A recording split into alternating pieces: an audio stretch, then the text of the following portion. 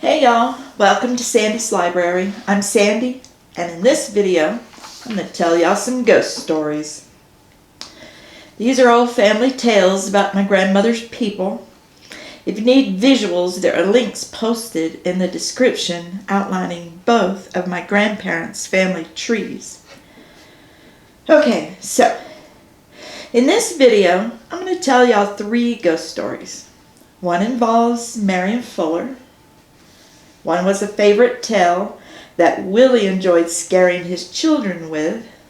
And finally, one that involves my grandmother's sister, Aunt Allie, which I think we all know by now to take anything she said with a grain of salt, at least until further investigation. So, let's get started. Marion Fuller used to tell of a ghostly encounter that he said happened to him one night as he was riding alone on his horse. It's not certain if this tale occurred in Louisiana or Alabama or maybe even Mississippi, but on this occasion, Marion had stopped at a creek with the intent to let his horse drink some water. However, before Marion could fully dismount, something spooked his horse.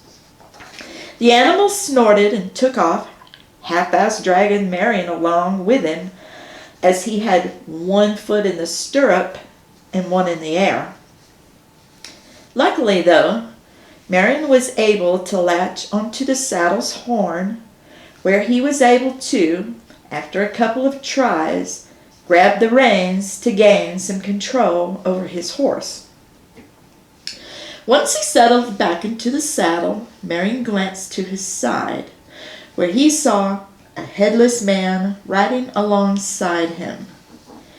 Marion said the horseman kept pace with him, never missing a step, so Marion knew he had to have a plan.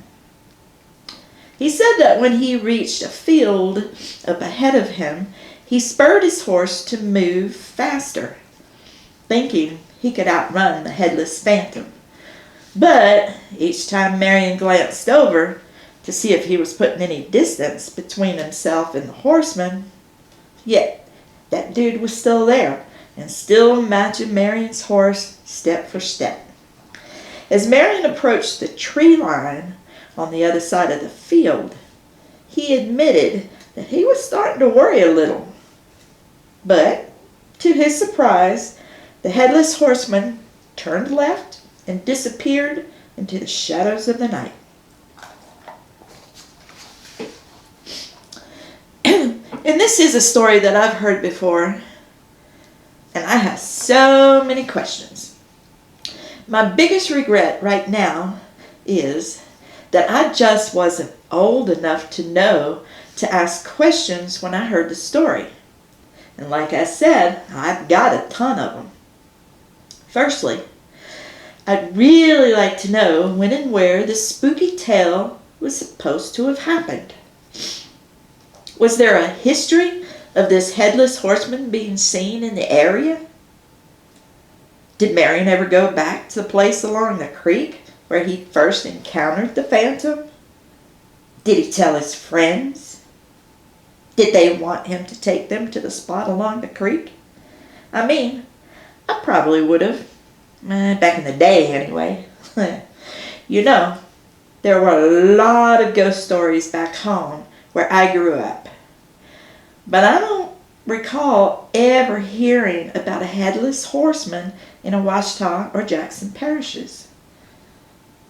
I wish the people who were involved in passing down this oral tale, including myself, would have asked for a few more details about the aftermath. But here we are. And you know, this sounds like your typical ghost story. You know, it's not live, it's Memorex. Some of y'all might have to Google that. But for me, it sounds like the entity that Marion encountered was simply repeating his last ride, or he was completing an important ride that he never got to finish. Either way, sounds like it scared the bejesus out of my great-great-grandfather.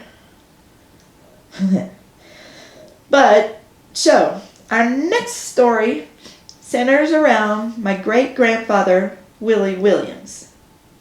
My grandmother always told me that her father enjoyed entertaining her and her siblings with ghost stories.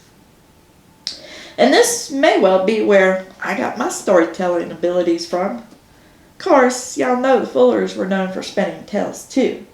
But anyway, one of Willie's favorite ghost stories to tell happened one night when one of the children had gotten sick and Willie had to go get the doctor. Of course, he always reminded them of how he'd had to walk along this dark, desolate road that bordered a cemetery, and how he'd been startled by this black form inside the graveyard. Willie reported that as he moved along the fence line, the thing appeared to rise up out of one of the graves where it moved along with him. At this point, Willie would always exclaim, "That darn thing scared me half to death." Sometimes Willie wrapped up his story saying, "So I just took off running, hoping it wouldn't beat me home." Other times he'd say, "So I just crept along the fence line till I cleared the graveyard." My grandmother and her siblings, they were all very superstitious people, and they did not take Willie's ghost stories lightly.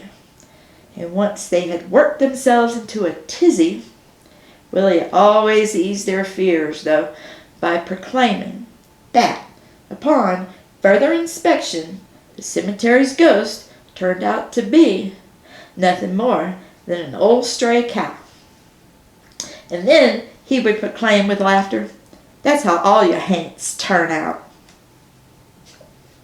You know, I like to hear stories like this about Willie. It kind of lessens the blow for some of the stupider shit that he does later in his life. But anyway, on to our final ghost story for this video anyway. And just like with everything else, my grandmother's sister, Aunt Allie, is not about to be outdone with the ghost stories either. She relayed the following story to our half-cousin in 1980. And yes, I will be giving my 2 cents worth as we move along through this story.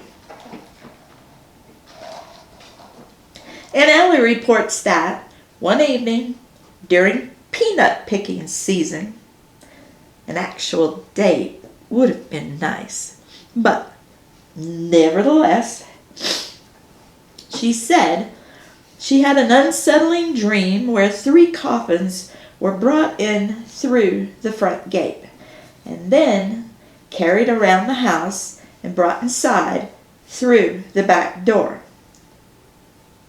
She said there was one large coffin followed by 2 smaller ones. Allie reported that the dream worried her for about 3 weeks. Then she heard about her Aunt Callie's death.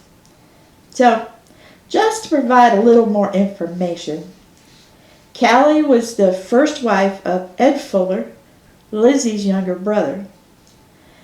At the time of Callie's death, they, along with Aunt Julie Bell and her family, were living somewhere near Monroe along the Ouachita River when Callie dropped dead in the kitchen one morning while fixing breakfast. So, in 1980, Aunt Allie claims to have prophesied Callie's death back in 1916, 17, 18, something like that. But anyways, Aunt Allie claims to have prophesied Callie's death along with 2 young children in the community, which we will discuss later. And you know, I don't know if Aunt Allie had this dream or not. But to be quite honest with you, a lot of the stories that she told our half-cousin in 1980 sounded a lot like scenes from old movies from the 1940s and 50s. I just want to put that out there. But anyway, the fact remains that Callie and 2 small children in the community did die. So maybe she did dream about it. Who knows? For me, though, the sad thing about Callie's death is that her son, Connie Fuller, was the one who found her. He was only 12. He ran to his cousin's house. See, Aunt Julie Bell and her husband, Jess Grider, like I said, were living next door. But it was too late. Nothing could be done for Callie. She was gone. The death of Ed Fuller's first wife was a shock to the entire family. She is buried among her family in the Antioch Methodist Church Cemetery in rural Ouachita Parish. And y'all, we're not done with Aunt Allie's prophetic dream, but we're going to save the rest for later. Right now, I think it's about time to wrap up our Ghost Stories video. But before we go, I've got one more tidbit for y'all. There is one quick story that I want to share about Marion Fuller. It's said that at the close of the Civil War, after he was paroled, pardoned, whatever, then he had to take a train to get home. And when he got off the train, he reported that the stars were falling, one right after the other. Marion said that it took him most of the night to walk home, and the stars were falling all around him, one right after the other, the whole time. And while there's nothing particularly scary about that story, in reality, it was probably a meteor shower.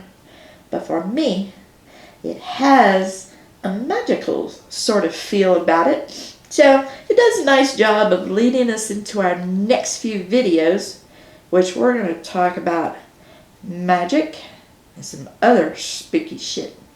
So, until next time, later gators.